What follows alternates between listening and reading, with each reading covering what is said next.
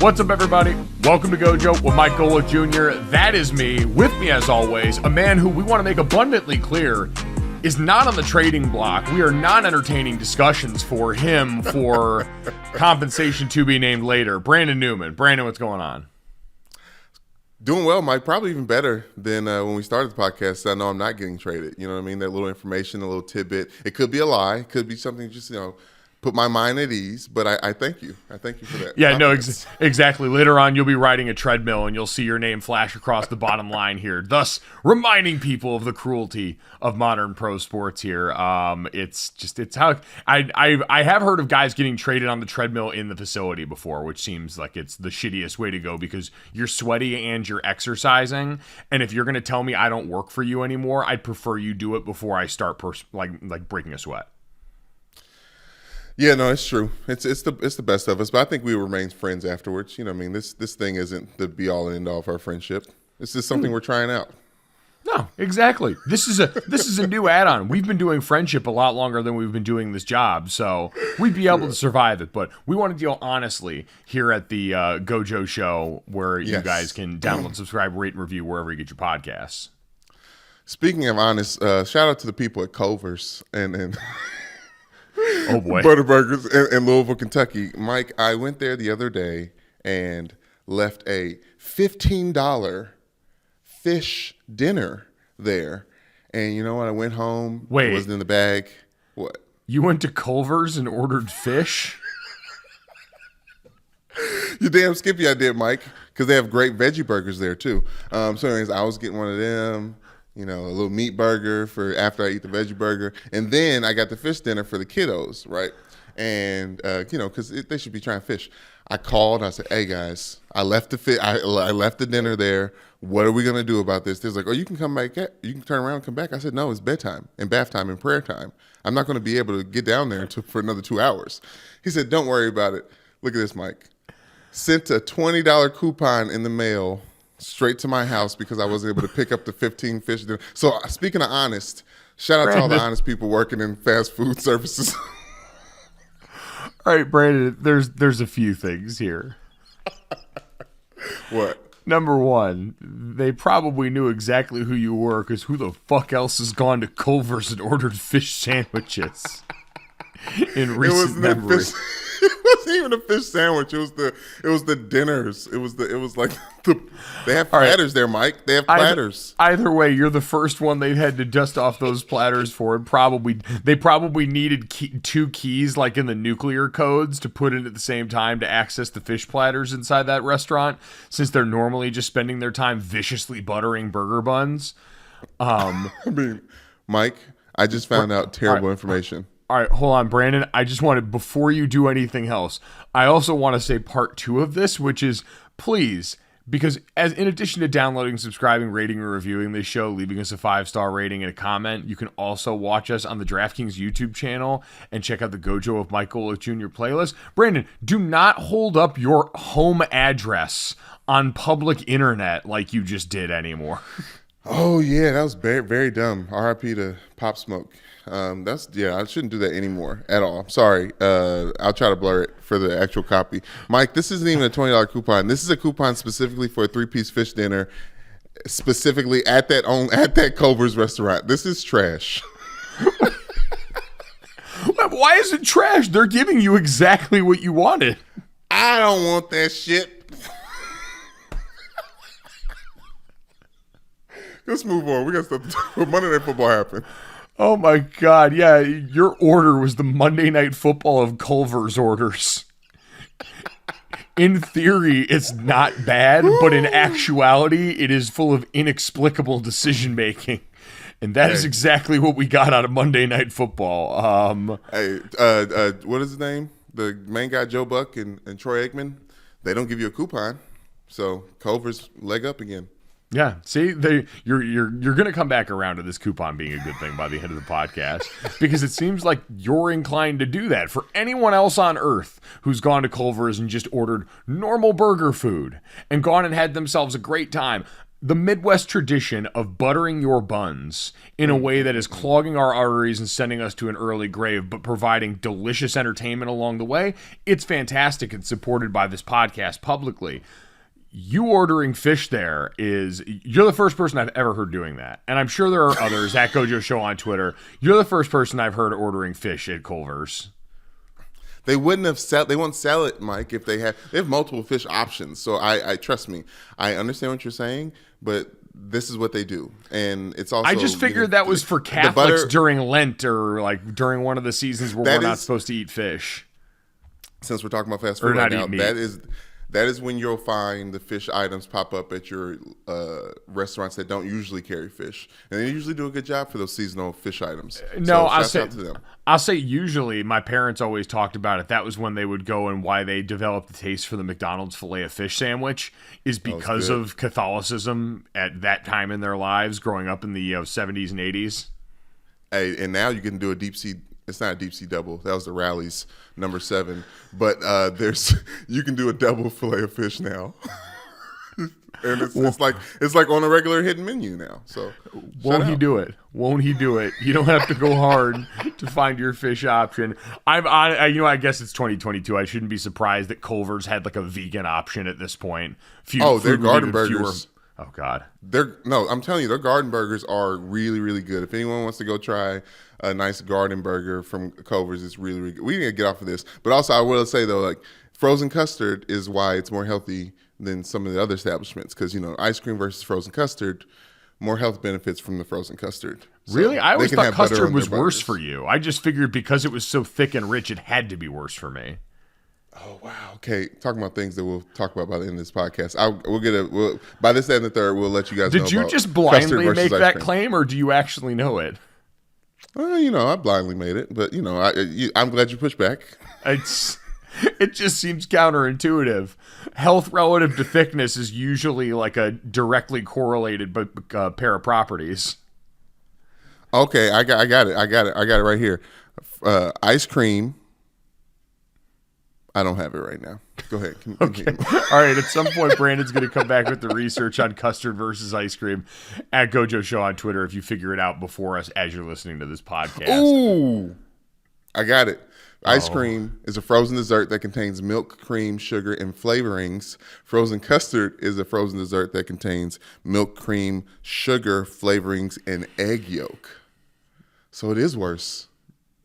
Yeah, again, that just seems... Baby, custard is ice cream plus, oh my gosh. Baby chicken? Baby chicken infant? Well, chicken embryo, technically. Okay. Yeah. Which, that's why... Chick lives matter. That's why that shit tastes great. It really does. The yolk. Whew. Okay, now we can talk about sports. All right. So Monday Night Football happened last night. Chargers get a 19-16 overtime win, which is gross. And Brandon, there's not a ton productive to say about this game other than I think it actually managed to, despite being competitive, reinforce our worst thoughts about both teams. I don't think either team came out of this looking overly good. At the end of the night, I saw, courtesy of the folks over at The Athletic, Russell Wilson in the second half of this game, where we know coming in, Russell Wilson dealing with some sort of tear in his lat that's going to obviously affect the throwing motion on a quarterback, dealing with that basically right behind your shoulder. In the second half, he had a hamstring injury in that game that he was dealing with, but Russ in the second half, 3 of 11 for 15 yards in that game. This Broncos defense that's allowing 15.5 points per game through 6 is the third fewest points per game allowed through the first 6 games of a season, to only have 2 wins on the other side in the last 12 years. So it's historic ineptitude from an offense that we came into the season thought was going to have answers that just hasn't so far. Well, talking about this game and people looking good, if the game stopped after the first quarter, Russell Wilson was back. Oh yeah, listen, started 9-9 to 9 different receivers. It looked 10 to 10. All right, he ended up 10 for 10 with 113 yards and a touchdown. And even that, it's weird. you had moments mixed in that sort of messed with that, right? Russell Wilson took a bad sack during that time that had a lot of people scratching their heads with a wide open tight end target right in the middle of the field. Like there's stuff that still indicated that everything was not well within that offense, and that ended up kind of bearing fruit in the second half. But yeah, no, that one sack that Russell Wilson took was egregious to the point where, some people were out to, Big Cat broken. Like it literally looked damning. Like he could have got benched that game. Yeah, that would have been tough. I think I did see Drew Lock trending for a little bit, which is always a dangerous thing. But no, so you had that on one side, and I understand there's probably some subsect of the population that's going to cape for the defensive prowess of this football game, the way the Broncos were able to get after the quarterback. Khalil Mack had a big night on the other side for the Chargers, rushing and getting after the passer. But Brandon, we know it's an offensive league, and so we're going to look at it from that vantage point. Plus, it reinforces the things we came into this game. And mentioned on the other side what it does, Chargers offense continues to be cursed. We know coming into this game, Corey Linsley, their starting center, was out. Rashawn Slater, their starting left tackle, out for the year. They ended up losing another offensive guard within the body of this game, whose name's escaping me at the moment, but not sure what the long-term prognosis on that is. But it's a line that's already been banged up and an offense that is doing its best impression so far. And Joe Lombardi, their offensive coordinator, has been off criticized really going back to last year. Even with all the great that Justin Herbert put on display, a lot of that was, extracurricular. It was him moving around and buying time. This is an offense that really struggles to push the ball downfield in a meaningful way right now. Herbert threw the ball 57 times in this game. He's 29th in the NFL in air yards per attempt. He's 27th in the NFL in attempts over 15 yards. This should be an offense, even without Keenan Allen, who I know is a big loss. But Mike Williams is a legitimate bona fide stud now that he's staying healthy for longer stretches. And the fact that this offense, one, hasn't added a wide receiver with true game-breaking speed to try and go test the limits of Justin Herbert's arm, and that, two, they're just not finding more ways to get downfield with Mike Williams as a target who's like fucking Gumby back there, contorting, almost making the catch of the night late in that game. It's just frustrating to see because we already went through this with Justin Herbert where we felt like in college he played in an offense under Mario Cristobal that restricted the gifts of an elite level player. We just got off a weekend where we talked about Patrick Mahomes and Josh Allen and how that matchup continues to bear fruit every time we put it out there in a place where people can see it all by itself. And for Justin Herbert, who seems every bit as talented as those two players, who we've had Nate Tice from The Athletic came over on this podcast and said he thought that Justin Herbert was the second best quarterback in the NFL going into the season behind Patrick Mahomes, yeah, and even ahead of Josh Allen. And the fact that you've got an offense that's not making use of that, and I get it, you lean and got good production from Austin Eckler last night, who got talked about a lot in this game. You've got to make up for the deficiencies of a bad offensive line, but when you're doing that and throwing the ball 57 times, there's a little bit of cognitive dissonance there. I get, listen, ball's got to come out of your hands faster. There's no doubt if you've got a line that you don't necessarily trust. Pipkin's the right tackle, had another rough outing going up against that Broncos pass rush. But it's got to kind of be, if you're going to go the balanced approach and say, all right, well, we've got to do things to try and mitigate that pass rush. Mixing in a few more runs, like mixing in a water out at the bar, probably would help on that. The game script wise was never that far out of reach to where, all right, you're down 2 or 3 scores and you've just got to be in 2-minute mode the entire game. So you'll rack up a bunch of these extra passing attempts and stuff like that can be part of a game script that makes a box score like this. It's just sort of mind blowing to see that number attached to this game and say, all right, well, you're trying to maybe account for the offensive line, but you're not doing it in all the ways that you could. It's a little bit of a head scratcher. Yeah, I'm trying to see how many receptions that Austin Eckler had, because I do feel like there were some short yardage things that probably are easier throws for Justin Herbert. But yes, he's a supreme talent at throwing the ball. So much so that Adam Scheffler tweeted that 57 passes during Monday Night Football versus Denver were the most in a winning effort without a passing touchdown in NFL history. Brandon, yeah, to your point, Austin Eckler in this game led the team in receptions, not yards. Okay. That was Josh Palmer. Okay. But Josh Palmer led with 57 yards was the team high. Austin Eckler had 10 for 47 in this game. And you're right, a lot of that is dump off stuff, getting it out of the quarterback's hands quick, things that maybe you're forced to do, but there's max protection. There's a bunch of other things you could do to try and manufacture some deeper shots down the field. Which he can do, obviously.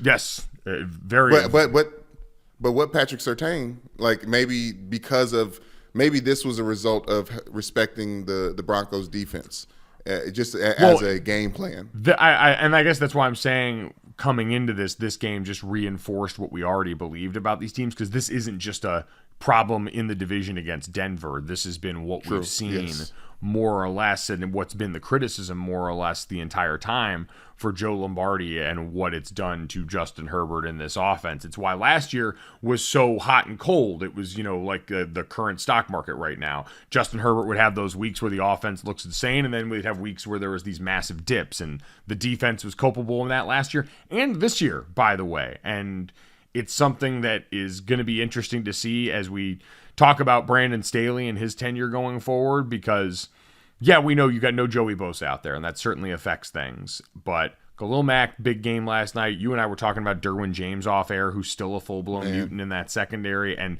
it's awesome to see him healthy and able to play this long and this far into seasons.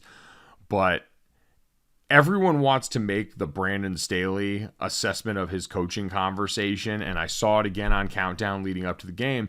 They want to just make it an analytics discussion. Brandon Staley got dubbed the analytics guy last year because he was super aggressive on fourth downs, and so now it seems like, because we have very few things publicly that allow us to judge coaching, right? You and I have been inside a locker room at a high level, so we understand what coaching looks like on a day-to-day, what kind of effects it can have, what matters in that, the relationships, what you're doing day to day, how you are on the field, like what you're teaching guys, all that stuff matters. We don't get to see half that shit as fans now watching just in the NFL. So we latch on to in-game decision making. We latch on to how penalized your team is, usually as things that are kind of proxies for production from that side of things. And everyone wants to make the Brandon Staley coaching conversation about, well, look what he's doing with the analytics, and talking about the analytics boogie monster like, well, he's just a slave to whatever this algorithm is telling him. Like, no, but I think we're at some point going to be allowed to start to ask questions just as we get into year 2 and year 3 with Brandon Staley about, all right, is this guy someone who's going to just take the next step as a head coach, period, in this league? Are we going to see the defense become the strength on that side of the ball that we expected when a guy who was part of that outfit over with the Los Angeles Rams that, yeah, had great players, but we just mentioned some of them. He's got great players on this defense. Now, you've got some gambles that didn't pay off. J.C. Jackson at some point getting what felt like flat out benched during the game last night. So far, that signing has not gone out and produced in the way that people thought name value-wise this offseason, when we were treating them like the Dream Team Eagles on defense for so much of this offseason. So I think there are legitimate questions that we're going to be able to start asking soon about, Brandon Staley's tenure as the Chargers head coach. I really don't want to do any more of the fourth down decision-making ones, because that's a tired argument, and it appears that most modern TV is willing to just regurgitate the same stuff about how, analytics can't account for wind and rain, and if your players are out, like, it can account for most of those things. Like telling a model, hey, this is the weather right now, is really not hard. We can do it on our fucking phones. You could, during that game, look up the weather in Denver if you wanted to, or the weather in Los Angeles if you wanted to, and you would have found it pretty quickly. Like, I assure you, the people that make these things are smart, and they've thought of some of this stuff, especially if they're doing it in-house for these teams. So let's... Yeah, the variables are there. The variables there, but I think you're right for Brandon Staley. I loved when he first got there his ability to answer questions at the podium. It kind of reminded me of like what we're seeing from our guy Marcus Freeman in his first year, and I feel like that first year was a big tumultuous time for the country. So he was giving a lot of like social justice, like big world picture answers at the podium, and I was like, man, it's good to see like thought out things coming through on a football podium. And then the games get played, and it's like, okay, maybe the Chargers are this like just pseudo intellectual, like just different entity in the NFL. And it's like, No, there seems to be. They're just cursed. They're still just. Yeah. They're still just cursed. Like, it's not Anthony Lynn's fault. You know what I mean? Like, the coaches can't seem to get this team right. Yeah, and I do want to allow Brandon Staley that grace, right? But you mentioned Anthony Lynn was not afforded that. Now, Anthony Lynn made a bunch of legitimate gaffes as far as clock management and stuff in games that certainly didn't help the cause here, but we also know, like, part of the subtext of that conversation as well around race and coaching and the way that we're willing to extend grace for some and not for others. And you're right, Brandon Staley he talked nice to us, like, in short. And he seems like a pretty nice guy, all things considered, from what we know from the outside looking in. We don't know him, so I won't go too much to bat. And you're right, there are some forces at play with this franchise that are definitely bigger than any one man. But I don't know. It's going to be very interesting because you're right. He did get by for a while on the fact that, man, we just like someone who's willing to be different decision-making wise and talk more. And in year two, we've seen a little bit less of both. We talked about at the beginning of the season and that opener against the Chiefs, a lot less aggressive decision-making. We've since seen that kind of level out, but we also haven't heard from the coach as much. So it's, someone settling into a role that they're operating for the first time. And we're going to talk a ton about Nathaniel Hackett on the other side, whose team had 151 yards in accepted penalties in this game for a team that only had 160 yards passing in this game is sort of wild. And that was why I cannot thank enough the absolute hero of the night in this game, Brandon, Dustin Hopkins, the kicker. 4 for 4 in this game, went out there and lit it up here. Dustin Hopkins, despite pulling a hamstring during this game, and apparently said he, field goal. Said he heard a pop around the first field goal in this game, and then still managed to go out there and continue to bang field goals in there. Went out and hit the game winner in overtime to deliver us from tie, which I still thought would have been objectively the funniest outcome. He was like the one redeeming part of this game. Just seeing sideline shots of a kicker wearing a warming brace on his hamstring, going out there and then being unable to stand. The last few kicks, every time he would kick and follow through, he'd be on the ground right after because he couldn't try and like catch himself on that bad hammy. Mike, it was the most gritty. I mean, speaking of Philadelphia and gritty, I don't know why we're talking about. I'm just thinking about Philadelphia. I was watching Abbott Elementary earlier. I think like it was the most gritty performance I've seen from a kicker. Like yes. Honestly, I was like taken aback and like motivated, and like that became a part of the game. That every game there's that little morsel that's different, and you try to hone in on. It's like, ooh, we're watching history. Like let's just enjoy that we've never seen this before. That was it from that first kick where he pulled up and grabbed it. I was like, oh shit. They're going to have to – and then I think Troy Aikman was like, oh, now you just go for two during the game. It's like, no, you got to get the end zone first. Like, I thought it was the cool part about this game was this kicker just, like, gutting out kicks. And that is the perfect synopsis of this Monday Night Football game. The biggest story and the player interview. Dustin Hopkins was the player interview for the Monday Night booth. I think he got interviewed on Scott Van Pelt's show after the game. He was the player of the game, and deservedly so, because we've all, I'd imagine, listening to this podcast, pulled a hamstring before. And now imagine going out there and having someone tell you, all right, now go touch your knee to your forehead while trying to boot a football through the uprights where someone may accidentally hit you after, and then see how that shit feels. So Dustin Hopkins, we'll get to more in top 5, bottom 5 that we got coming up in a little bit here. Brandon, we also have to put our hand up on this one and admit we made a mistake on Monday's podcast. We have certain things like top 5, bottom 5 on this podcast that we do on certain days during the week, and we forgot roses coming off the weekend yesterday. Just so gone off how good the football was over the weekend and how wild the sports were over the weekend. We just forgot that shit. So as penance, we're going to put our hands up. We're going to dock ourselves a rose each. Normally, we do 2 roses coming off the weekend, bachelor and bachelorette style. Give it to someone, anyone, the world of sports or otherwise, who we think deserves a little recognition coming off the weekend. We each get 1 now instead. We're going to do this quick before we get to top 5, bottom 5. We also have an interview with Ryan McGee McGee, ESPN college football writer, author of the bottom 10, speaking of top 5, bottom 5, puts out the bottom 10 each and every week in the world of college football. It's a great article. It's a great idea. Nice, yes. Ryan is also a very proud Tennessee Volunteers alum, and as the Vols were the center of the college football universe over the weekend, and since Ryan was in Knoxville for the game and got to see all that action firsthand, excited to talk to him about that,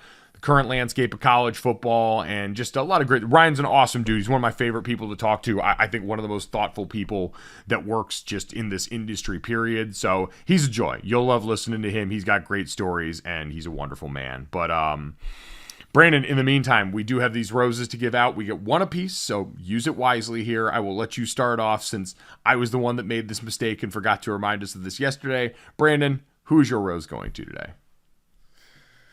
Thank you, Mike. Thank you for that setup. Thank you for this time. Thank you for not trading me. Jack Harlow, will you accept this rose? Now, if you don't know who Jack Harlow is, he is a rapper from my hometown of Louisville, Kentucky. Mike, you think people don't know who Jack Harlow is? I feel like Jack Harlow's gotten pretty popular, and you know what? It's shame on me. Every podcast is someone's first because you mentioned Jack Harlow a fair amount on this podcast, full of Louisville pride.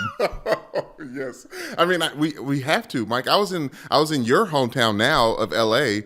and I just like threw out Louisville randomly to like a boba tea lady, and she like looked at me crazy, and I was like, excuse me, I think Jack Harlow has done enough work here to be just randomly name drop Louisville. So yes, anyways, speaking of that, how big he's gotten, Jack Harlow is scheduled to host and be the musical guest for Saturday Night Live, October 29th, for the Halloween episode, Mike. Like, this is huge. Not just Megan Thee Stallion obviously just recently did the hosting and the performing, and they asked Ariana Grande to do it. Like, they ask a lot of people who seem to be like cool and funny and interesting artist-wise to put their acting chops out there and host. Obviously, Peyton Manning does a great job hosting all the things, but I think this is more tied to sports because Jack Harlow was the very first guest on College Game Day this season, which was random as hell. I think it was a Cincinnati game, but it was he's getting himself into the ether a lot more, and it's just a huge moment for Louisville, huge moment for Jack Harlow. I imagine he's going to say Louisville quite a bit during the opening monologue, which I'm excited to hear. And Halloween's just important to Louisville because we got Waverly. I told you about it, Hunting House. Like, it's just really cool that Jack Harlow gets to cap off this spooky week of October on Saturday Night Live. That is true. It seems like, based on your interest in Halloween on this podcast, the fact that you get this coming together on Halloween and that one of your, crown princes of Louisville is getting a chance to have this big moment here. I'm happy for you. I'm happy for Jack Harlow. He seems like a nice young man who, gets to hang out with Drake, who has also done the, I believe, musical guest / host thing on SNL. He's hosted at least, right? I honestly don't know that to be true because I feel like I would know that, and I feel like that maybe not have. I was actually thinking, I was like, maybe. Oh, Drake, he hosted in like 2016. So, oh wow, young Drake. Yeah, we got a young Drake in the middle of best I ever had Drake. Yes. So very different one there, but all right, big congrats to Jack Harlow. Oddly enough, my rose this week also going to a musician, Taylor Swift. Will you accept this rose? Happy Taylor Swift album week to all who observe. Thursday night at midnight, aka Friday to some people. Her album Midnights will drop. Long-awaited studio album coming from Taylor Swift, who is fresh off giving us a pair of pandemic bangers in Folklore and Evermore. We had the re-released albums that have come out since then. Plenty of content from Taylor Swift. But Brandon, she's also in classic Taylor Swift fashion as she gets ready for the rollout for this album. I feel like, and I want to see if you're at all excited about this, because you've had to see on this podcast, as we have gotten ready to record on most days, when Taylor Swift was going on TikTok and releasing the track list one by one in Midnights with Taylor. You had to go and live through that with me as I would just hold it up to the screen and make you watch with me. And so we've had this rollout for it. She added to it with a cryptic video the other day that laid out a schedule for this week. And most people noticed in the fine print, shout out to Nora Princiotti and Nathan Hubbard, every single album, Taylor Swift, the podcast that you can get. for posting the screen grab in Taylor's Thursday breakdown, where midnight the album will come out. It had below it 3 a.m. Eastern time, a special, very chaotic surprise. So it's, once again, as Taylor Swift is wont to do, throws most of us that are fans of hers into a tizzy. So excited for it. It's going to completely ruin the rest of my week in anticipation, but it's going to completely make my weekend for giving the album that will likely wreck my soul, because it's an album about all the sleepless nights that we all endure. And Taylor Swift is our exact big age. 1989, the album, an homage to the year that she was born. So it's always kind of a lot of, common threads that I think we can all identify with, since now she's writing albums for 30-plus-year-olds.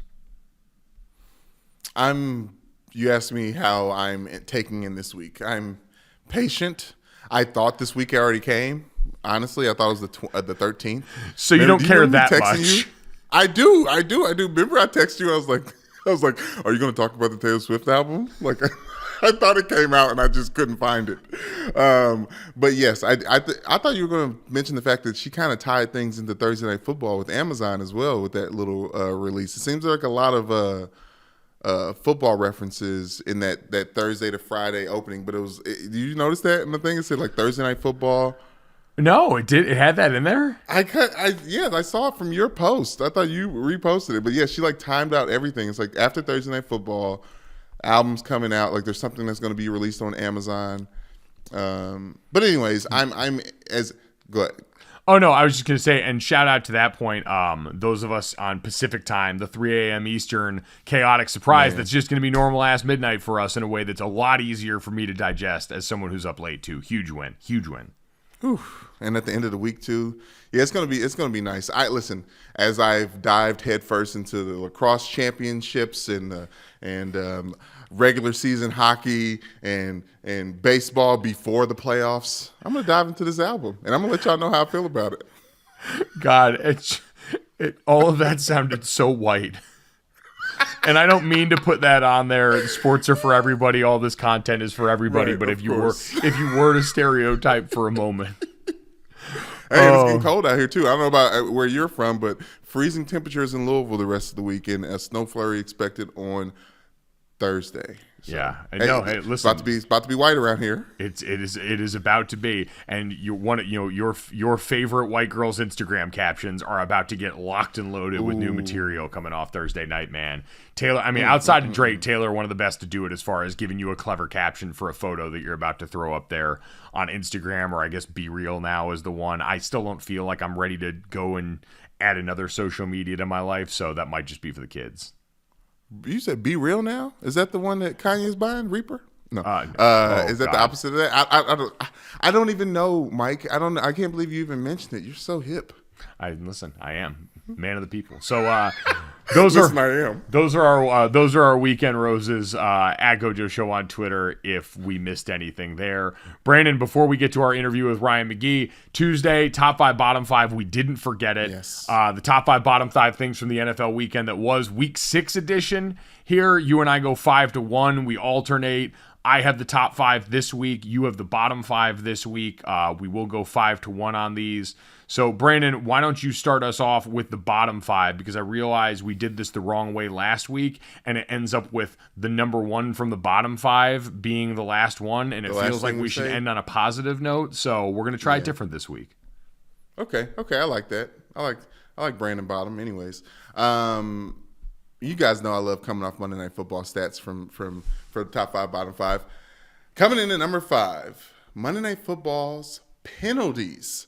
19 combined penalties between the Chargers and the Broncos, combined for 240 yards. Now, I want to say of offense, but obviously it's not because it's penalties. But the ball's moving. Like, there's 240 yards of ball moving that doesn't connect to cool plays being had. So that is bottom 5. Like, that's terrible. That's a lot of yardage in a short window of time for moves that don't lead to touchdowns. The best player in that game in the first half was defensive pass interference. Like, it was the Jane Costin, all pass interference offense that she's offered up before. And that was the strategy 100% during the first half of this game. It's the AFC West's way of life. Derek Carr started it. He's been there the longest. He's like, this is how we do. He was born in the penalties, molded by defensive pass interference. No, it was another part of the game that just made it wholly unwatchable. And we mentioned 151 of those penalty yards for the Broncos, who only had 160 yards passing. So you're just netting out the negative away from that is hilarious, and just another example of how weird and bad that game was. Speaking of that, Brandon, number 5 on my list, we already mentioned his name. Dustin Hopkins, the kicker for the Chargers, felt that pop in his hamstring in the second quarter and just kept on booting. 4 field goals, 39-yarder to win in overtime, and getting to hear him interviewed top to bottom because we couldn't find anyone else who had done something good enough in this game. Again, nothing but respect for our gritty kicker coming off of this showcase. Great hair, great interviews, and a leg that may have to just be cut off at the end of this. Woo. Woo. Like a prize horse from Louisville, Kentucky Derby. Okay. Moving on. Bottom 4. Coming in at number 4. The Cardinals and Kyler Murray scoring 9 points against the Seahawks. Now, to be fair, Seattle seems to have a Legion of Boom 2.3, 4.0. Right, their defense is great. I think they have 4 more interceptions than anyone in the league right now. The Seahawks do in that defense. But Kyler Murray got a lot of money. Cliff Kingsbury got a lot of money, and they got a lot of money because they scored points. And it seems that Kyler Murray reportedly is having a rookie season flashback. He says it's tough out there for him right now. It's just terrible to see. The Cardinals are supposed to be one of the top teams in the NFC, one of the Super Bowl contending teams, divisional race and all those type of things. And it doesn't look like this team is good at all. They're kind of back to where they were before they got Kurt Warner, in my opinion, just in a sense of relevancy. But the Super Bowl will be out there, so that's always good. But 9 points against the Seahawks, not good. Yeah, and I mean, the Seahawks, certainly the interception numbers are there, but like overall, you look at that team, they're, I think, 26th in pass defense DVOA. Their numbers aren't great overall as a defense. And like you said, for a Cardinals team that apparently liked what they saw so much that they re-upped everybody, because it wasn't just like it was Kyler Murray, Cliff Kingsbury, Steve Keim, their general manager, all people who are at fault to some extent for the way that this has come together. A roster that was put together with a bunch of really small receivers to go with your really small quarterback, an island of misfit toys on defense that do produce. And for Vance Joseph, their fun third down packages, Isaiah Simmons and Zaven Collins were guys that I love coming out of college, but you got all that combined with Cliff Kingsbury, who we've talked about, teams seem to wane once you hit the back half of the season, and whether or not you believe that's coaching or Kyler Murray and Call of Duty, the way that got memed into oblivion this offseason, the fact that they were just like, yup, we'll order more of this was certainly interesting at best. Brandon, number 4 on the top 5 side of things, Dawson Knox scoring the game-winning touchdown for the Buffalo Bills against the Kansas City Chiefs in the game of the weekend. Dawson Knox, who his family lost his younger brother, who was a former Ole Miss and I believe down at FIU tight end in college football, lost him tragically this offseason. Stephon Diggs, after the game, the star wideout for the Buffalo Bills, was asked about what that moment meant for the rest of the team and was really candid, saying, this mental health and what guys are dealing with is so real, and said Dawson could have taken time away from this and gone and spent that time with his family, and he chose to be here with us. And he's leaned on us through this process. And, because I don't want to make it sound like Stephon Diggs isn't lionizing the fact that he came back. We've talked about the difficulty and that sometimes people do. Brian Brzee, who lost his younger sister during this college football season, didn't play that weekend, couldn't play that weekend, was not going to bring himself to do that. And while timing-wise it was different for Dawson Knox, he could have taken more time away. And that would have been a very admirable decision to do. But it was Dawson Knox's choice, and it sounded like the tenor from Stephon Diggs, who was, very emotional talking about it, saying it sounded like, hey, he put that trust in us. He came here and decided to spend his time with us, so we were going to make sure we supported him as best we could. And to see that paid off, Dawson Knox was a guy that got paid this offseason as well, which, again, it doesn't offset the tragedy and the loss that his family suffered. But as you look for these bright moments to try and ease some of that pain here, getting to see him have success in what he's chosen to do feels like something that we can all celebrate. Absolutely. Celebrate, sympathize with, empathize. you can tell he's been carrying something, Mike, when you see him on the field. Not on the field sidelines. And I don't want to be, you can't read people's minds, but you can see that he's holding something, and after that touchdown, I feel like everything kind of came out in a very real way. So I'm glad we got a chance to talk about it. I'm glad we got to hear Stephon Diggs on it. Obviously, someone whose brother is in the NFL, something that I imagine Dawson Knox hoped for and their family hoped for one day. So yeah, that is great. Top 5. I love it. All right, Brandon, what do you got next in the bottom 5? I'll give you the little buffer on transition. Serious story, very sweet story before we go back into being shit pigs around here. Thank you. Speaking of shit pigs, Carolina Panthers. Excuse me. Sorry. Transition. But Robbie Anderson getting thrown out of the game after getting into it with his wide receiver coach, getting thrown out of the game by Steve Wilks. By the way, love that move by Steve Wilks as an interim head coach. First day on the job. Hey, you. Yeah, you. Loud one. Screaming. Go. We done with you for the rest of the day. Please get off the field.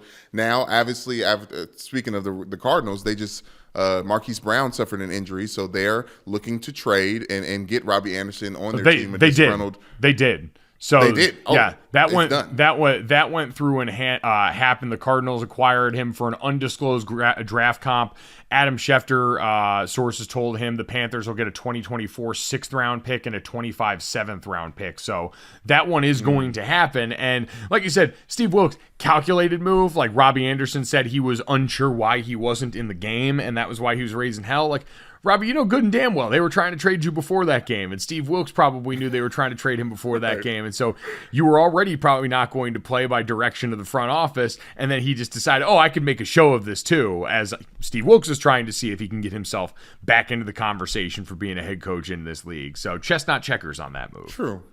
I like that. Chestnut checkers. Yeah. And you know what? Robbie Anderson, who if you're coming in from a locker room where it seems like Robbie Anderson had some issues with the establishment based on how he left there, that wouldn't necessarily be something that seems like the first time you've had that outburst, but we don't know, haven't seen it. If you're going from one disgruntled workplace environment and hoping to find solace in another, I'm not sure the Cardinals are the stable situation that I would think, that's going to be exactly what Robbie Anderson is looking for, and he's going to be very happy with this on the other end. Yeah, they're wild. It's wild. Wait a minute. I think – go ahead. All right, number 3 on the top 5 side of life, and we'll see how that works out for the Cardinals. Matty Ice. Matt Ryan went out here, had himself a bit of a throwback game, and a very disappointing season for the Colts so far. They split the season series with the Jacksonville Jaguars. They came back and took that win at the end of the game. Matt Ryan going deep to Alec Pierce, his wide receiver out of Cincinnati, to go ahead and win this in the waning moments of the game instead of doing what the Chargers did last night and trying waiting and playing for a field goal down the stretch of this game. Matt Ryan, stat line in this game, 42 for 58, 389 yards, 3 touchdowns, and no interceptions. Brandon, this was the Matt Ryan we thought that Indianapolis traded for. And based on recent trajectory, it starts to get interesting the way that we judge this team, because getting blanked by the Jags early in the season, so much of the ineptitude, their offensive line not being able to protect Matt Ryan, which surprised a lot of us. It's not something yet, but it's definitely like put a pin in this and let's keep an eye on what this team, maybe it's the Jags kind of coming back down to earth and that team just still being a little bit too young and a little, jacked up at wide receiver enough to not be able to get this done right now. But Matt Ryan, throwback performance. Congrats to him. Awesome stuff. Yeah, it's like the Colts will always be who the Colts are, and it's like decent at all odds. Like, and also with Matt Ryan, it's like, do you want to see, I guess for quarterbacks at this point in time, are you giving money to have one of these games in a season, or consistency that's just a tick below this? Oh yeah, listen, I think you want consistency with games like this mixed in.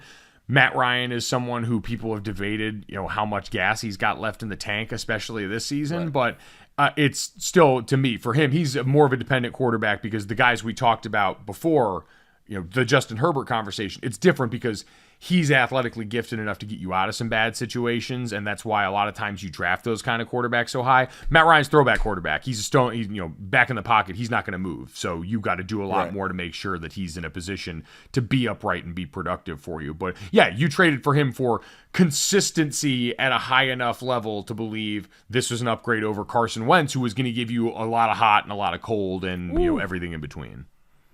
Honestly, Carson Wentz should have been in my bottom 5, Mike. But I don't care about him enough to put him in the bottom 5. But the fact that his hand is broken is going to be out for several weeks. Taylor Heineke, come on down. Feels so bad, but also feel great for that North Carolina quarterback that's there. Sam Howell. Sam Howell. We get a chance to maybe see some Sam Howell. But anyways, number 2 on the bottom. Like I said, should have been Carson, but it's a different quarterback. Aaron Rodgers and the Green Bay Packers. Not only their recent struggles, Mike, but the splintering that is happening. We talked about this yesterday's episode. Aaron Rodgers said he was going to be looking at what people say about this game to judge where the state of the locker room is at. And look no further than your head coach, Aaron. Aaron said that everything needs to be simplified after the game, after they lost against the Jets at Lambeau. He said everything needs to be simplified. They talked about motion. He said things need to be. He said the things they messed up with in that game were making simple mistakes on confusing things, right? So he said simplify, simplify, simplify.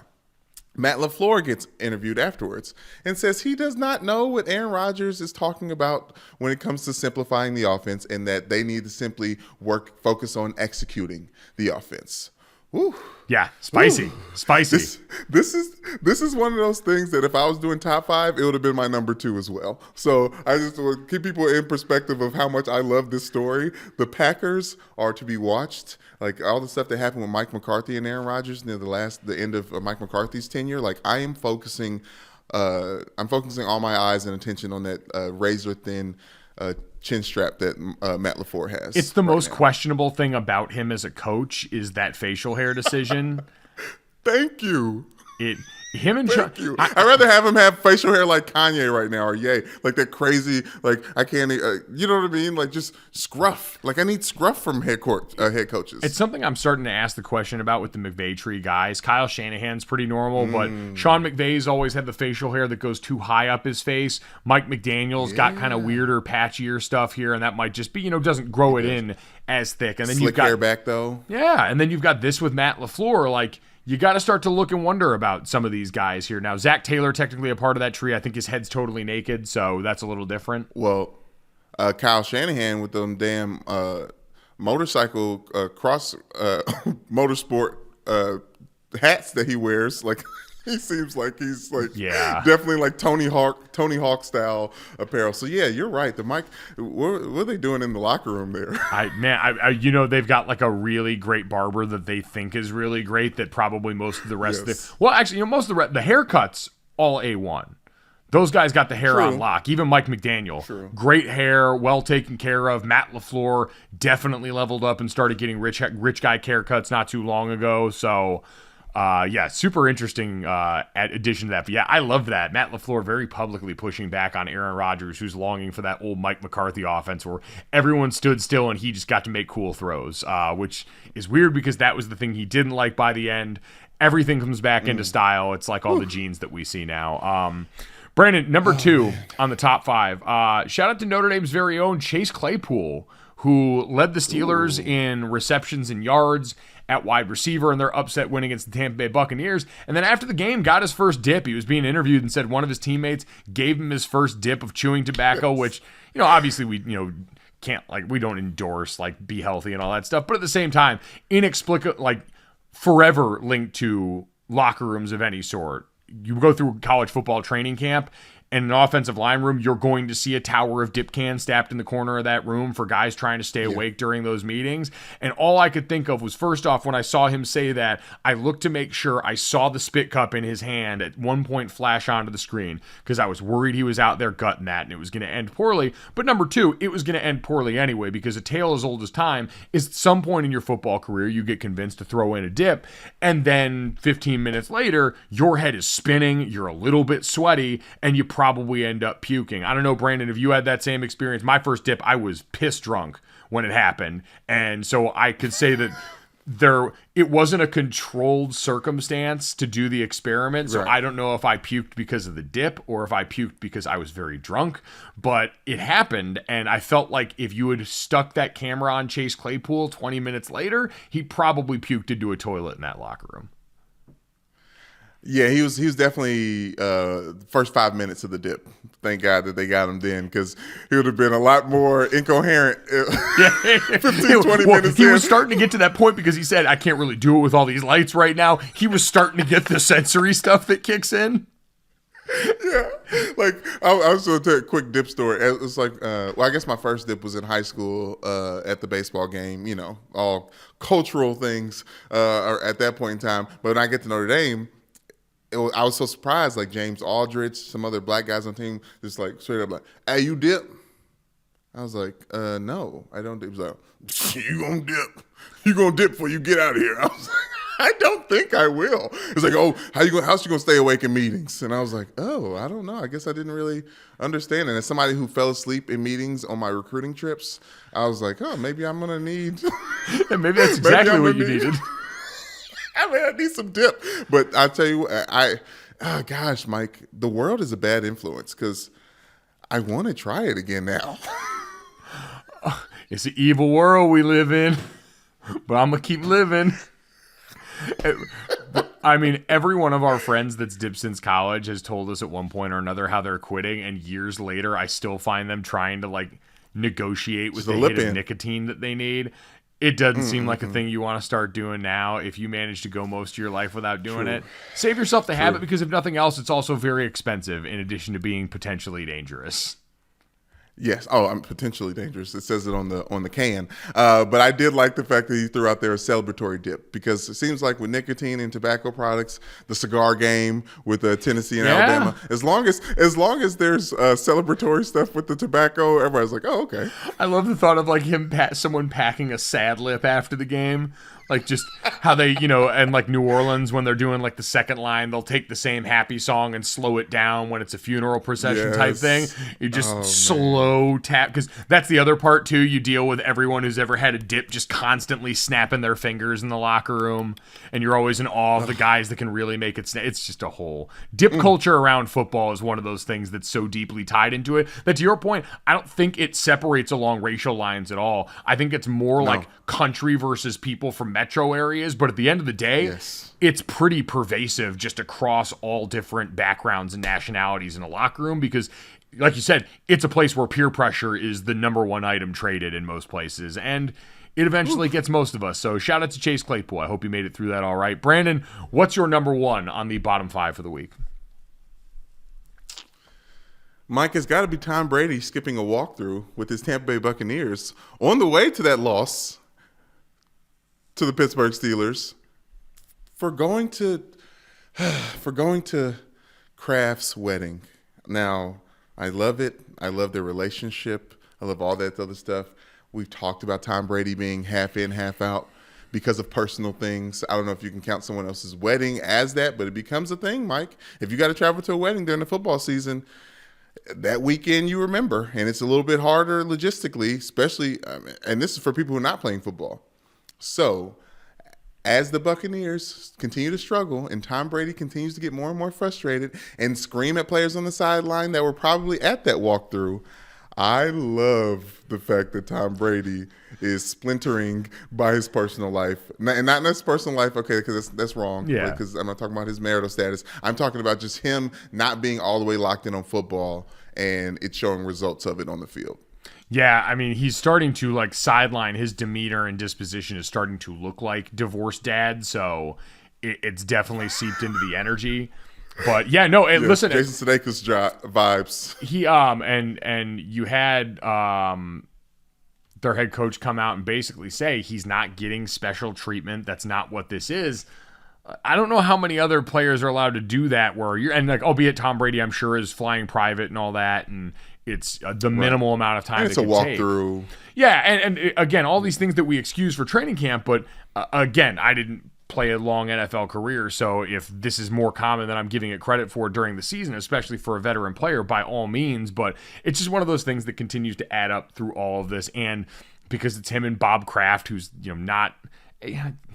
Again, like it's great for Bob Kraft, but I don't even think Bill Belichick. The other thing is you have the side by side of. I don't think Bill Belichick was at that wedding. I think he said that his quote was, "Bob and I decided that it was more important for me to go out and focus on beating X in the Cleveland Browns in this weekend." So when you've got that as the side by side, I think it's a much more interesting and juicy backdrop for this. So yeah, a very fitting number one. Brandon, I will go number one in the top five for me. Speaking of those Green Bay Packers, we talked about them before. Quinnen Williams and the Jets defensive line whipping whole handfuls of ass, handing the Packers just their first back-to-back losses in the Matt LaFleur era. Doing it in Lambeau. Quinnen Williams had 2 sacks and a blocked field goal in this game, was dominant and gave guys hell. I mean, really, that whole defensive front did, but Quinnen Williams, who was a problem at Alabama, who has really grown into one of the NFL level now on a Jets team that's got a lot to be excited about, man. Jets, Jets, Stu Gotts, Mikey A, very good friends of mine over at Meadowlark, finally getting to experience joy. I don't know if you've got a quarterback still. Zach Wilson only had to air it out like 18 times in this game, but you got a defense, and that seems to be enough right now. They got a quarterback. I love the quote from Robert Salah, and I'm not going to toot my own horn, Mike, but ever since I saw the 60% shirt, I was like, oh no, they're going to do something. They're going to turn it around. But he said that the D-line was, I believe the quote was, a bowling ball of butcher knives. A cannonball of butcher knives tonight. The thought of a D-line being that, just the type of football jargon that I live for. Like, I literally watch this shit just to get that seep through, and I just love it. I love it. And the Jets are 3-0 on the road, as we mentioned yesterday. Fuck, man, what world is this? It's an evil world we live in, but we're going to keep living. We're also going to take a quick break. When we come back, ESPN's college football writer and all-around great guy, Ryan McGee, going to join us, talk about Tennessee Vols, their big win over the weekend, and the rest of the happenings in college football. All right, what do you want to talk about? You want to talk about UT? Yeah, man, let's get into it a little bit because so this past weekend I was on the radio call for the TCU Oklahoma State game, and I thought we had a good time in that game. Fans rushed the field after. The fireworks budget in Fort Worth has to be something insane because every chance they got, if it was near the end zone and eventually ruled back, they still popped those things Texas, off. Yeah, that's how they roll. I thought we had fun, and then I saw, and we were getting updates on the scene where you were in Knoxville. So paint a picture of this one for me. You and Marty were down there checking this thing out here. You described it as, I believe, delicious orange anarchy in that stadium. So walk me through what this weekend was like for you, especially as an alum getting to cover this. Well, all right, so there's, you got the 2 hats, right? You got the impartial, media member hat, and you got the, then you got your diploma, right? You got your alma mater hat on. I went to school there, married a girl from Knoxville. If you're watching on video, these are jerseys from the '80s that are hanging in my man cave. It's that's just, it is what it is. That being said, that's some perspective, right? I was there in the 90s, like the glory days. The years leading up to Peyton Manning and the conference to the national championship the following year and all that stuff. Al Wilson, who was a hero of the 1998 national championship team, went to half a dozen Pro Bowls. To me, top 5 Tennessee player of all time. We had Al on Marty McGee with us on Saturday morning, and I had been there all day Friday.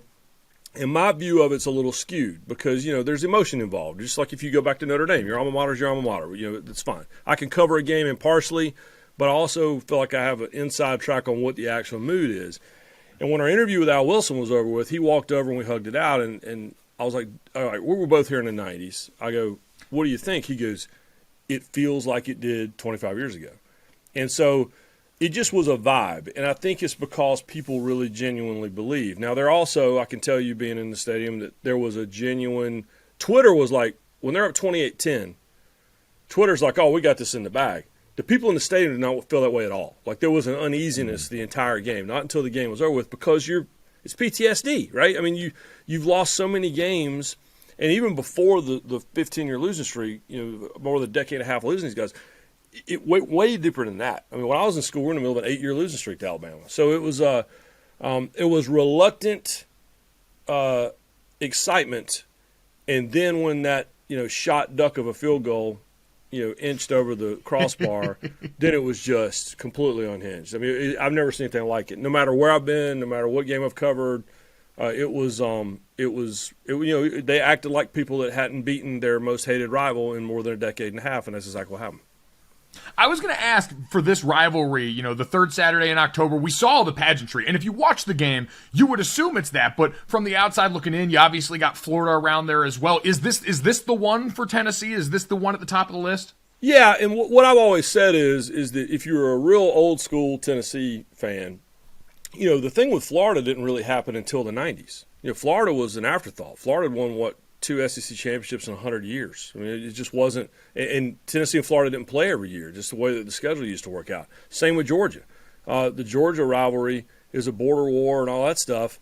But, again, back when I was in school in the 90s, I mean, Tennessee won 12 or 13 in a row against Georgia at one point. And the same with Kentucky and Vanderbilt. Robert Nealon – General Nealon was hired, the guy that the stadium's named after, he was hired by Tennessee because they couldn't beat Vanderbilt. That was his job. You got to beat Vanderbilt and you got to beat Alabama. So the Alabama thing goes back to, the turn of the century, turn of the 20th century. And, it's Bear Bryant and it's General Nealon and it's Johnny Majors and it's Gene Stallings and it's, all these great players and coaches. And so the cigars have been around officially since 1961. There's photographic evidence that it happened even before that. And so, yeah, it hurt the heart of people who went to Tennessee and I think to Alabama too, when people tried to argue this wasn't a rivalry because Tennessee hadn't won it in so long.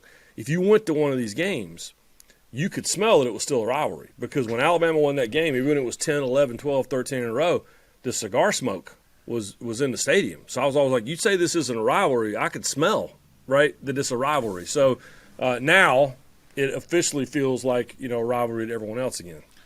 And you mentioned that feeling in the stadium because true fans are always the last one to mark it on their team, really being back as a part of the conversation in a way that matters. And you mentioned that hesitance in the stadium, taking that temperature before the game and then now what you've seen in the aftermath. Was this what Tennessee fans needed to feel like with Josh Heupel at the helm, with Hendon Hooker and this team, that they can now be considered? Because I really think there's 6 teams right now at the top of college football with Alabama, Georgia, Tennessee, Michigan, Ohio State, and Clemson that are probably in that top upper crust of the sport. Are Tennessee fans now bought into that and believe that themselves? Yeah, and they tried to before. But it just wasn't. I go back to 2016. Everybody bangs on Butch Jones, and that's a whole other conversation. But 2016 was a magical year. That was the Dobbs nail boot year, the Hail Mary at Georgia. That was a good football team. But even then, there was this reluctance to buy in because it's at that point had been 10 years almost since they'd beaten Alabama and Florida too. You throw Florida in there, they haven't beaten them in forever until this year. And so, you could feel it in the stadium, like for example, when they had the fumble, that terrible snap and the fumble that it was returned for a touchdown, that's when the stadium was kind of like, to quote Harry Gant from Stroker Ace, right? Oh, hell, here we go again. Like you kind of wait for the second shoe to drop, the second cleat to drop the whole game, and all right, there it is. And then later on even, now we're giving Bryce Young the football, really, the reigning Heisman Trophy winner, with time and timeouts and, a chance to win the football game. And so there was just that reluctance. But, yes, I think they're buying in now. And but I think that the smart ones are still Georgia's still on the schedule. Even if you get past Georgia, Alabama's probably on the schedule again. And, it's really, really hard to beat a team, twice in one season. But they're in the conversation. And that's the difference is, listen, when the national conversation is happening and you are always in it as a team, as a program, whatever, and now no one talks about you. At Nebraska, no one's talking about them. Nothing positive. At Michigan forever until last year, no one was talking about it positive, just who the coach was. Notre Dame got lost. Alabama was lost in the woods for a decade before Nick Saban got there. So when the train leaves without you, it hurts. And so now that you're back on the train, whether you're in the back of it or in the front of it, you're in the conversation, and that matters. What do you think's been the biggest difference with this team? Why it's been able to work so well so soon in Josh Heupel's tenure? They expect to win. You know better than anyone the difference between when you get off the bus, a team that expects to win the football game versus a team that's just trying not to lose a football game. And this team never wavered. Like even when they blew an 18-point lead and they're tied up again. Even after they had that terrible, ugly play, that led to the return kick for a touchdown or return fumble for a touchdown, they never expected to lose that football game, and that starts with Heupel. It does. His EKG just stays right there. It never goes up and down, and I think it goes back to he was a great football player as a quarterback. He finished second in Heisman Trophy voting, and I just don't think I saw him on Saturday morning. Had his shirt tail out, kind of like you disheveled chemistry professor, right? And like he's going to coach a spring game. Now, he knew it wasn't, and he had the team prepared. But when I talked to everyone in the building about the week leading into Florida, about the week leading into Alabama, yes, everyone knew that this was not just another game. But Heupel never acted like it was anything bigger than just the next game on the schedule. And everybody feeds from that. And Hendon Hooker, oh, by the way, is ice cold, man. And those guys expected to win the football game. And there's a huge, huge, huge difference between teams that expect to win and teams that are just, hoping they don't lose. It's so funny you mention that because I always tell the story. Rocket Ismail came back and talked to us at Notre Dame and talked a lot about that and he said the biggest difference between the good teams I was on and the bad teams I was on is the bad teams, you look up and down the schedule and you go, oh, well, that game's going to be tough. Like, we might lose that one on the road there. And he said this was college, pro, wherever. The good teams I was on saw every game on the schedule and said, why aren't we going to run the table? Why aren't we going to win all of that? And that's a hard thing to do early because this.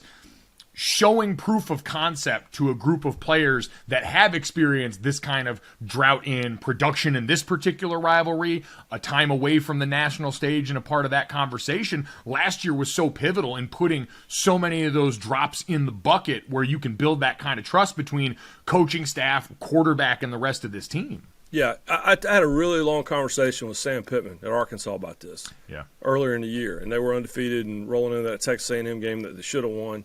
And what Pittman talked about was they had just lost a week before, and he said sometimes a loss is not a bad thing. Nick Saban says it all the time. All those Nick Saban national championship teams, I think maybe there's one that was undefeated.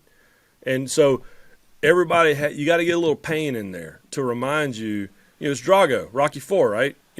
He's human. He bleeds. And sometimes it's good to know that you're human, right? And so it's a great point. And Pittman talked about, these guys got so used to losing, the teams that he inherited that won one game, 2 games in a season, that he said, when you see that a loss hurts them, then now you've turned the corner. And so, yeah, I think that, it's just – you're exactly right. And, man, Rocket, by the way, it's hard – he's I always talk about the generation that's pre-internet. Those guys in the 90s were right before the internet showed up. And – Rocket Ismail, talking about Neyland Stadium, Rocket Ismail one time, when I was a student, Notre Dame was at Tennessee, and Tennessee led the whole game. Notre Dame ended up winning at the end. But Rocket Ismail, when he would go back to wait on a punt, he'd start doing this dance. Yep. And we're all like, what the hell's he doing? And he said, that's my cosmic dance. I had a song that was in my head. That dude right there, there was never any doubt in his mind that he was going to win the football game. And, oh, by the way, that cosmic dance, I'm pretty sure he ran it back about 75 yards. So, yeah, it's confidence. You can't replace it. You can't teach it. It's either there or it isn't. Nope. I said some people get earned arrogance through repetition and experience, and some people just walk out of the hospital born with something different. And Rocket was one of those dudes that walked out of there with something different. I do want to go back because you mentioned Nick Saban and the Alabama team and their approach. I was telling someone earlier today on a radio interview, like, we've seen plenty of Saban teams go out and suffer a loss to teams built very similarly to Tennessee that are going to go up, go fast on you, have a quarterback who can hurt you with his legs and move around and make plays. And we've seen them recover. But through the early portion of this season, there's been kind of a feeling that this was maybe more possible than we're used to with Alabama in recent history. Seeing this team up close and in person, especially in that stadium, what sticks out to you about what might be different about this Bama squad versus the ones we've especially seen in this offensively minded Nick Saban era here as of late with Mac and Tua and Bryce and these guys. It's quality control. That's the part that and this happened last year. Last year in the first half of the season, they should have lost at Florida, in September of 2021. And so it's sloppy. They had 6-7 penalties in the first quarter against Tennessee, and Alabama fans will tell you it's because of the officials. It wasn't. I mean, they were.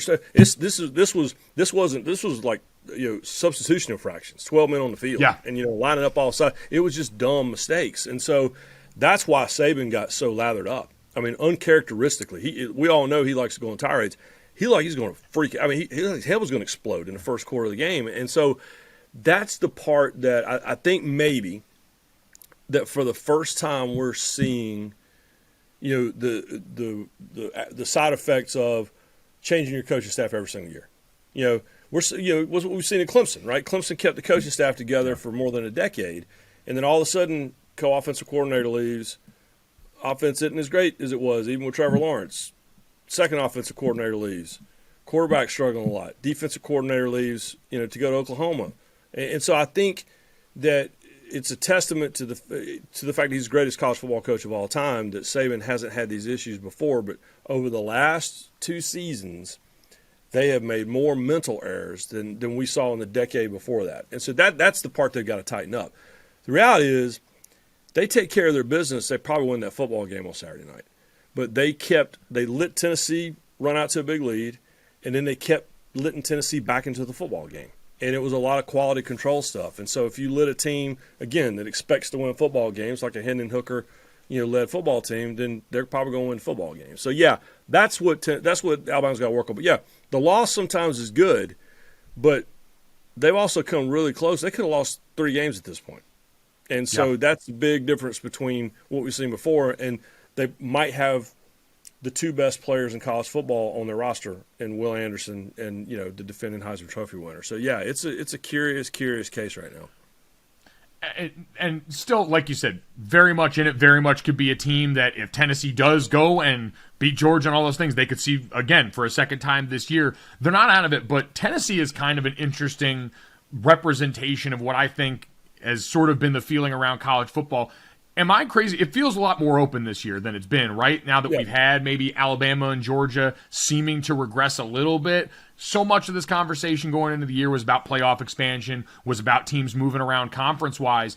But with Michigan and Tennessee really, I think, as the placeholders for this, do you feel like we've got a national championship that's a little more up for grabs than it's been, or am I a victim of recency bias in the first half of this season? No, we saw it last year. When we were at this point last year in the middle of October, and certainly going into November, we were talking about a dozen teams.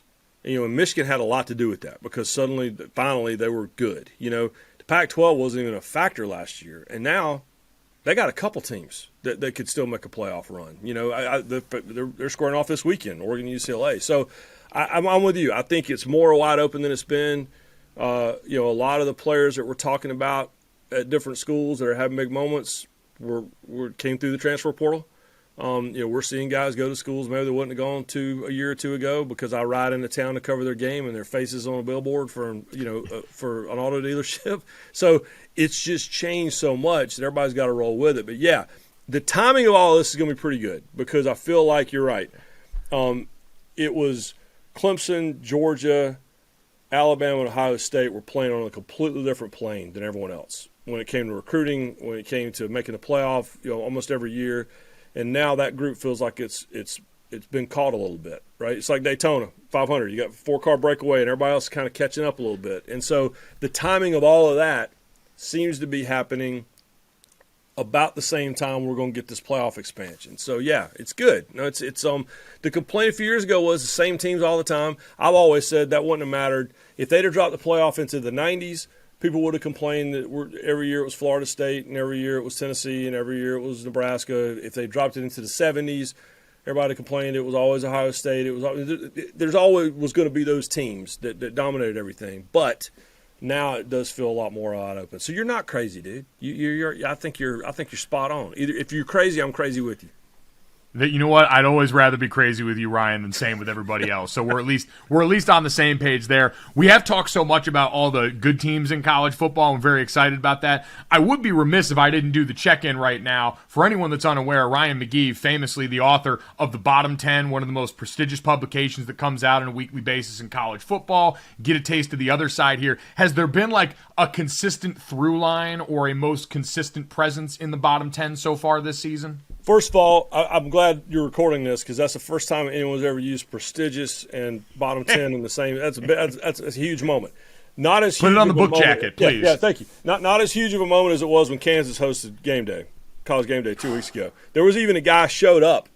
The woman that runs the social media for college game day was frantically sending me this text to this guy that got there at 5 o'clock in the morning so he could stand right behind the stage with a sign that says, "Nice to know you, Ryan McGee. Kansas is out of the bottom 10." So I'm like, we made it on the game day, y'all. And so it's So it's interesting in this age of independence that UMass, as we call them UMass, and UConn, by the way, not in the bottom 10 because they're suddenly, they kind of figured out they could win football games.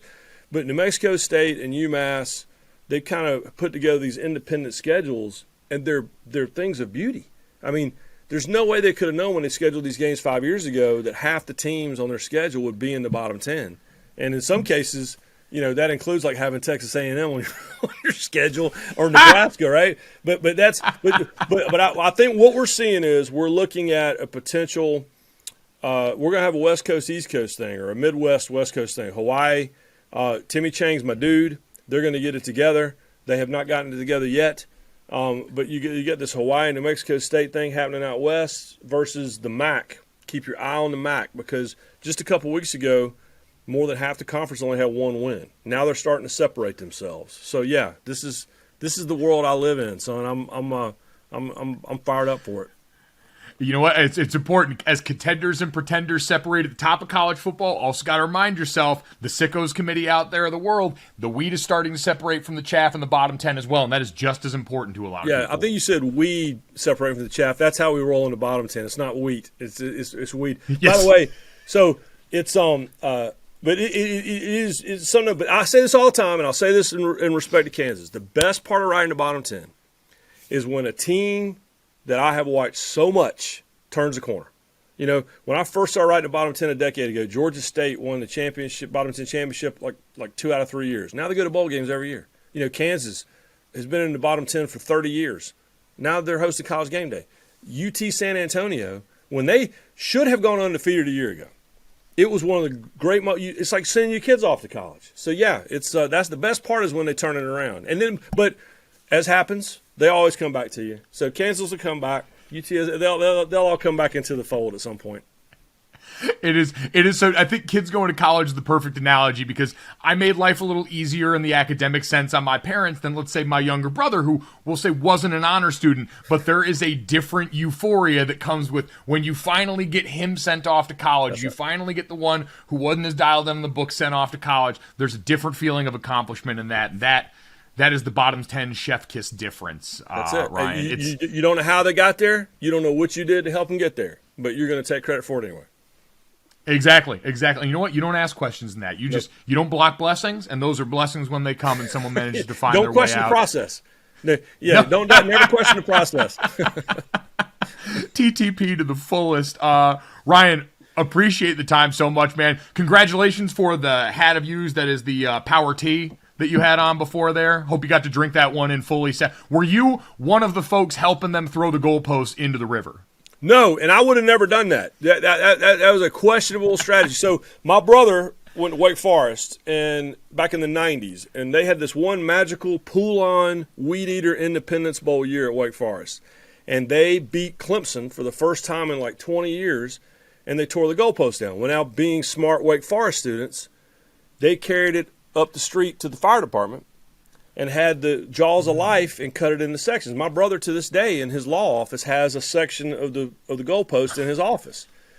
The Tennessee people were so excited they threw it in the damn river, and it floated away. So I get the exuberance, but that part of it was that was a questionable strategy at that point. So yeah, but I did not help throw it in the river. At that point, I had sent in my column and I was off the clock, and I was with Captain Morgan on the strip. There you go. A good friend to have and a good time and a good place being in Knoxville on that particular night. Ryan, appreciate the time as always, man. Great to talk to you. You're the man, brother. Brandon, speaking of all that college football, not a great week. We touched on it a little bit yesterday, but not a great week for Notre Dame coming off that Stanford loss at night. Not sweet times out here. Marcus Freeman did speak the other day, and Notre Dame's head football coach, first-year head football coach, first-time head coach, and has been pretty steadfast in, hugging the process on these things, talked about not pointing the finger at his players, not pointing the finger at his coaches, saying we know the things that we have to improve on. How did that hit with you? Because it seems like everything this season, the Notre Dame fan base overall is tasting its own blood for the first time in a while, and I don't think enjoying how that feels. I've kind of resigned myself a while ago, going back to the Marshall game, that this season was going to have potentially more ugly moments like this. Now, you heard me on this podcast last week. I had started to get a little big for my britches coming off 3 straight wins, including a win over a ranked BYU team in Vegas, but great win. It wasn't this game. While it disappointed me, and while I was certainly fired up right after it happened, in the aftermath, I don't find myself ready to sound the alarms any more than I would have already. I understood this was always going to be a season that might have some issues, and as we look closer and closer and see this team, like, the biggest problem with the team is you got a backup quarterback out here who can't get on the same page with a wide receiver group that is young, and there's good young talent in that room, but they're young, which means that there's going to be limitations on what they can do, and they're thin at that position. Defensively, you lost another one of your team captains in an injury this week. I get he didn't play a lot of snaps, but when you've got a unit that was already thin in some spots up front in a way that was going to hurt your ability to stop the run, like, stuff was going to happen. This, to me, is still just a development season. It's about getting to a bowl game, which got considerably harder, and making sure that you get those extra practices so that coach and young players on this team can continue to go and get ready as the cavalry comes here, because there were signs of this last year. Last year was not a season where Notre Dame was dominant in a lot of those games against lesser competition like we expect. They just had a veteran quarterback in Jack Cohn, who's a guy that had Sunday opportunity, and a veteran head coach in Brian Kelly, who we see is good enough to raise your floor pretty consistently because he's done that for a long time. He's a very long tenured head coach in college football. But the rest of what we're seeing from this Notre Dame team, the cracks of that were there last year. You got bailed out by those elements in a few situations. So I think there's a lot of sky is falling stuff that's going on in certain portions of the fan base that is not warranted at the current juncture that we're at. I agree. As bad as that Stanford team was and is, it's funny about you mentioned the blood and taste the blood in your mouth as the Notre Dame fans. I feel like as Notre Dame former football players who lived through during the time where we played, that blood hasn't left our mouth. In a weird way, like I feel like I'm still kind of used to. If you talk to any Notre Dame player, we've always been waiting for the other shoe to drop because that was all we knew. That was all I knew. I mean, I'm 33 years old. That's all I knew growing up from Notre Dame was pockets where you had Charlie Weiss when he first got there, getting to some of those BCS games. But we're always kind of conditioned to say, all right, when's the bad thing going to happen again? Exactly. And then I have my wife, who's a 6th generation Notre Dame student, like her family, whatever. But she grew up like we did, push. Like Notre Dame isn't usually on the other side of these things. So I think I've been more realistic about basically this new regime of what Notre Dame football is going to be, and this year being a fact-finding mission, Mike. Like this isn't like what's the guy's name at TCU? Sonny Dykes. Like we're not dealing with a head coach who is in his first year and has head coached before. I like what I'm hearing from Marcus Freeman still. I don't know how much I can attribute what I'm seeing on the field to Marcus Freeman, because I do think it takes some time for that foundation to get built. But And it's and not, he said as much. He said I can't. He's like, I'm not going to be Brian Kelly. I can't try and be Brian Kelly. I have to go and build this program anew in the way that I see it. So he's saying, I'm not going to try and do it someone else's way, which is what you want. And you're right in saying we can't put too much stock in it yet. While Marcus Freeman was there as the defensive coordinator, so there's some of him in this team. It is a young staff overall too, and I know a lot of people in the fan base are trying to gun for Tommy Rees's job. Tommy's been a part of winning football. He's also a coordinator and a play caller who's early in this. And I thought when the decision got made for Marcus Freeman that we understood this is about investing in the long-term future and saying, hey, we think recruiting-wise and energy around the program and the places that you needed to try and get over this hump, it was a calculated risk to say we'll take this person who is young and can energize us in those ways and allow some learning to go on in the job. Hand up. I said this offseason, I thought that they would be further along because of the DNA of this team coming off of 5 straight 10-win seasons. I didn't look at some areas where the roster was going to be and had been limited, and they're working through that right now. But talent-wise, this is not as deep and as rich in certain spots as some of the teams that we've dealt with. You've got key change in certain areas like the offensive line where that coaching was going to take time to take hold because they're coached hard, and that's a demanding coach that they've gotten, Harry Hiestand. So it's just I thought that people would be willing to exercise more patience. I should have accounted for the fact that people get accustomed to winning and start to believe that they're entitled to that, and that's not how this works. So it'll continue to be a process, but I just continue to tell people the goal is to get to a bowl game here. I understand this sucks and we shouldn't have lost to that Stanford team. It is what it is. And if you're going out expecting this Notre Dame team to be great this season, you're setting yourself up for failure. They're going to keep trying to make incremental progress, and that should be the goal. And after the Marshall loss, that should be what we allow them space for. That's the most productive thing for this team this season, is to go out there and be able to build those good habits under a coach and a coaching staff that everyone was celebrating not too long ago. So that's our little mini Notre Dame State of the Union, which has become more like therapy for most of this season. Brandon, before we get to our favorite time of the podcast, our favorite time of the show, game time in South Bend wasn't that great this last weekend, but better days are on the way, we firmly believe. And if you want to get in the stands there or any other place, we got friends over at Game Time that are ready to help you out with that because football season is in full swing. I mentioned Taylor Swift's got that late night surprise. I wonder if it might be an announcement of a tour finally. She's got 4 albums in the hopper. I figure it might be a good time to go out and test that music out in front of some big stadiums. And so if that day comes, you're going to want Game Time. It is a really easy to use, great ticket app. There are cheap price tickets on there available for events that you can get on the same day. You can do it if you're like me, a serial procrastinator, last minute and you want to get on there. You can go on, find affordable tickets, find them the day of here for events like football, basketball season's getting ready to get started on Wednesday in the NBA, Taylor Swift hopefully having that concert. You can go in there in the app. It'll guarantee you lowest prices on all your favorite sports, concerts, and shows. And you can even in the app see your view from the seat that you would be buying, which is awesome to get to kind of try it before you buy it. Download the Game Time app, create an account, and redeem promo code GOJO. It'll get you $20 off your first purchase. Again, already guaranteed lowest prices, going to get you a little bit even more off. Promo code GOJO, $20 off your first purchase. Terms apply. Download Game Time. Last minute tickets. Lowest price guaranteed. Brandon, do you know what time it is?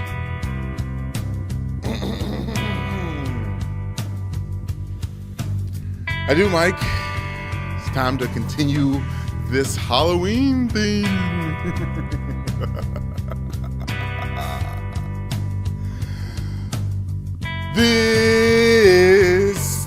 Oh shit.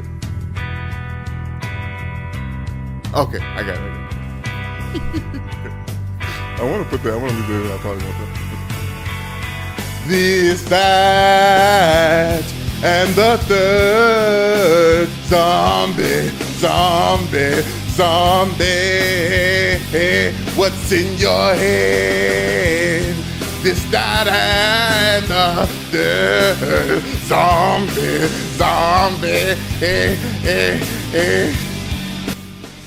I don't know why you had to flap your wings during it. Watch on YouTube. Download, subscribe, rate, and review. Leave us a 5-star rating and a review. Tell Brandon how you think he did. And watch him flap his wings to Zombies by, was it the Cranberries? The Cranberries, originally called The Cranberries Saw Us, from Ireland. Oh, That was more like Frankenstein than it was zombie, because you really just jammed this, that, and third wherever you felt like in that moment. It felt like Dominique Foxworth used to call it Pablo Torre doing the jump pass, where you would start the sentence not knowing where it was going to finish. Oh, and it felt like you were jump passing your way through that. That's the way I usually have every sentence. Like, that's pretty much how this goes for me. Vibes, man. All about the vibes here. Brandon, let's start with this. In the NFL, John Runyon Jr. is an offensive lineman for the Green Bay Packers. Fans of a certain age, around my age, especially fans that were around those Andy Reid-led Philadelphia Eagles teams, might remember his father, John Runyon Sr., former NFL offensive lineman, who is now the NFL's vice president of football operations. This past weekend, John Runyon Jr. Got popped for leg whipping in a game. Like, for anyone that's not familiar with that, if a defensive lineman were to beat an offensive lineman, a bit of dirty pool that you can play is to sort of turn around and just sweep your leg. It's like tripping. It's like what Chris Jones should have gotten flagged for in the game against the Bills, but the offensive line version of that is a guy's going past you to try and basically just leg sweep him. It's potentially dangerous. You can definitely injure another player or yourself, and so he got popped for that and got fined $5,215 by his dad, who sent him that nice FedEx envelope in his locker and is going to make the next Thanksgiving dinner a little bit awkward here. He even joked, he's like, I was planning on getting my dad something nice for Christmas, but after this, I don't know if I'm going to be able to afford it.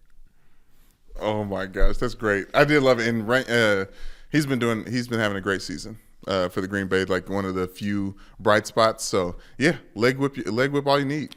I just it feels like his dad of all people, like being a former offensive lineman too, is probably wants to be like, my thing is if you're the league office, you couldn't you don't want to already have this as the look anyway, because God forbid if the penalty wasn't steep enough, then you're wondering if a dad's taking it easy on his son. But why do that to the Runyon household? There's got to be someone else in the VP of football operations office that could have been the one to hand down or sign this fine. Okay, I get it, but Mike, no leg whipping. It's a rule. Well, yeah. And Dad's watching. Dad's watching, and I'm sure John Runyon Jr. can go and pull up tape of his dad's long career of him probably leg whipping somewhere and call him out for the hypocrisy here. That's all I'm saying. I think a lot of offensive linemen back in the day leg whipped so much they shortened their own careers. Probably. Along with a myriad of other circumstances, including AstroTurf and all varieties of bullshit those guys had to deal with. So, Runyon family, as someone who also had to work with their dad, you guys are going to be fine, and you guys are going to overcome this moment here. I have that hope for you. Brandon, let's get to that. TNT announced some good news. Warner Brothers announced long-term contract extensions with TNT's Inside the NBA crew on Monday. Charles Barkley, Shaquille O'Neal, Kenny Smith, Ernie Johnson all signed extensions, which reports indicate are around 10 years to re-up the best studio show maybe in the history of studio shows. 17 Emmys. They're the best one currently now, and Brandon, for my money, will be impossible to replicate. The way they built it, and there was there was that documentary done a while back on how the Inside the NBA crew came together with Ernie and Kenny really at the foundation of that, and then everyone else getting added on along the way. But it's just such a unique cocktail of individuals where Charles Barkley is someone who we just widely accept no matter what he does as Charles being Charles. He's the lovable uncle for most of America. Him and Shaq fighting is an absolute joy. Ernie, the heart and soul of this whole thing, as both a fundamentally incredibly decent human being and an incredible host that's able to corral all that shit. They're behind them ripping tweets and getting them up there, all the different bits. It is one of the last true shows that has been allowed to just be that same core for a long time, and you see the fruits of it all the time. Yeah, Mike, but also the chemistry, and that's there. And I think I do like when they mix the desk up and, have Candace Parker out there, Dwayne Wade, Lefko, who's also a Louisville great. But this core four is just special. And what I think is so funny about it is just how much football people gravitate to this show.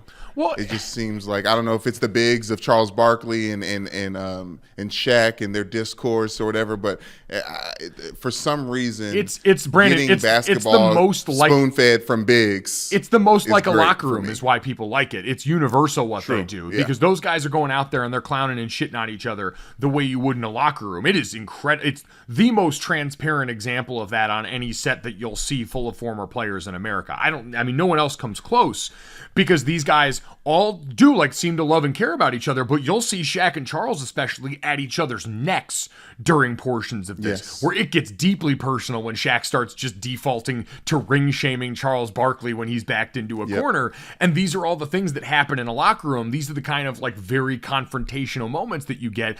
And so I think that's what it is. Most athletes see themselves or see the version that they got to live of this in those guys. They recognize that. And that's why no matter the sport you watch, they're viable to you. And the reason I see myself in Charles Barkley, and he inspires me, because it doesn't matter how wrong you are in the moment or in the future. You be loud as hell with that wrong. You better go out there and be wrong.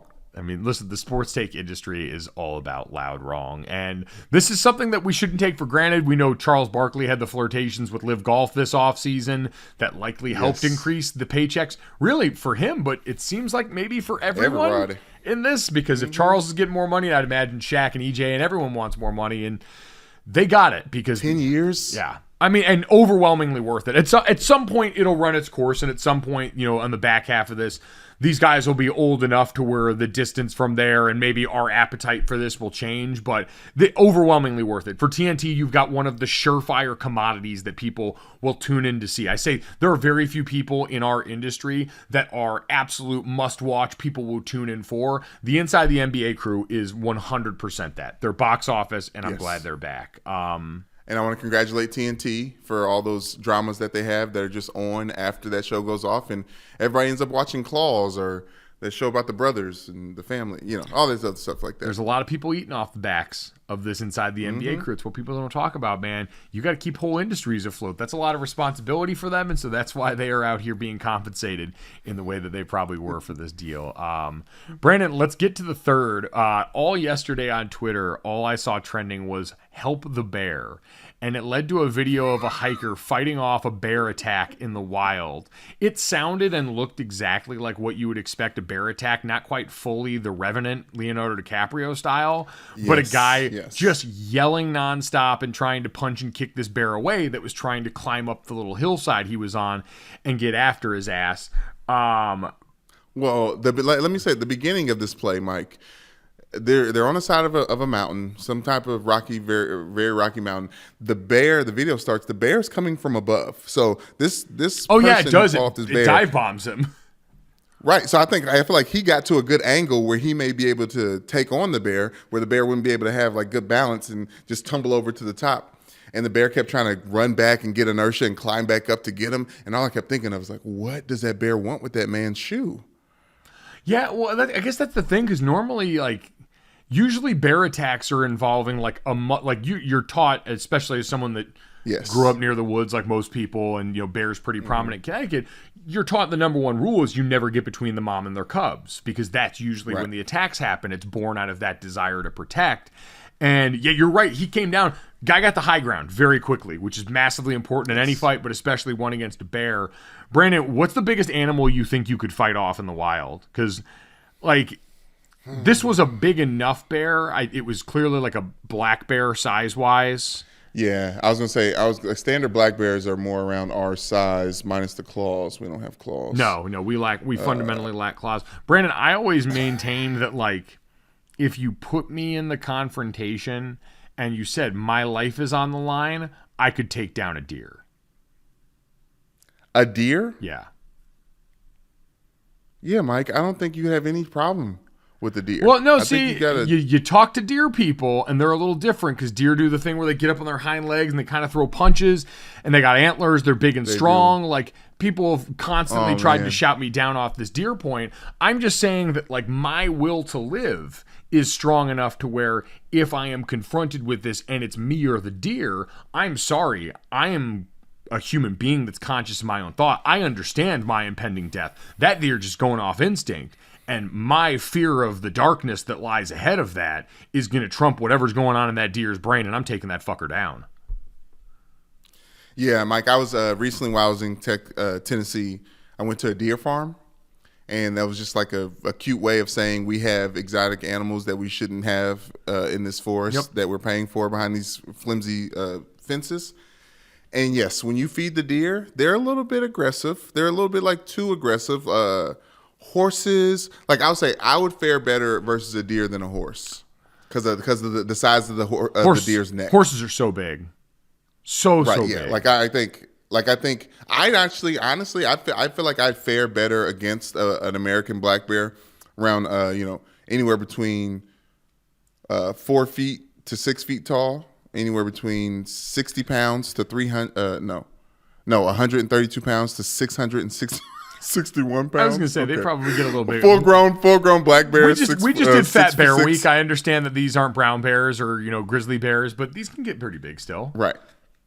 Yeah. And so the males are 70% heavier than black bear males. So I can take a black bear female, I think. I think that's something that I feel comfortable with. I'd be more comfortable dealing with someone who has appendages that resemble mine than the 4 foot, the deers of the world. You would rather have like something that's bipedal as opposed to something that's on 4 legs.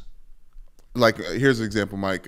We took pictures with my family recently, old style. Everyone was getting like the gangster guns and things like that. I reach for the bats because I am all about hand-to-hand combat. I want to be in on the thing. I want to feel the fear. Like, I need someone to be close. Like, if you've ever boxed with your friends, I don't know if you ever done that, but Never Back Down was a movie when we were growing up that came out. Remember that movie? Yes. Do you remember that movie? Yes. Okay, me and my friends went out and got boxing gloves and like parked ourselves into a parking lot and just like fought for hours at night.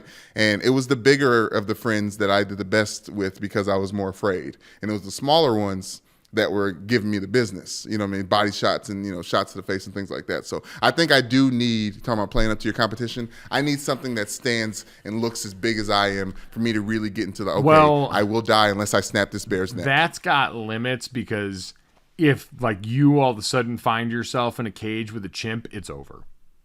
It's over. You think so? Brandon, those things are so strong and so smart. Have you ever seen those pictures online? Just Google shaved chimpanzee.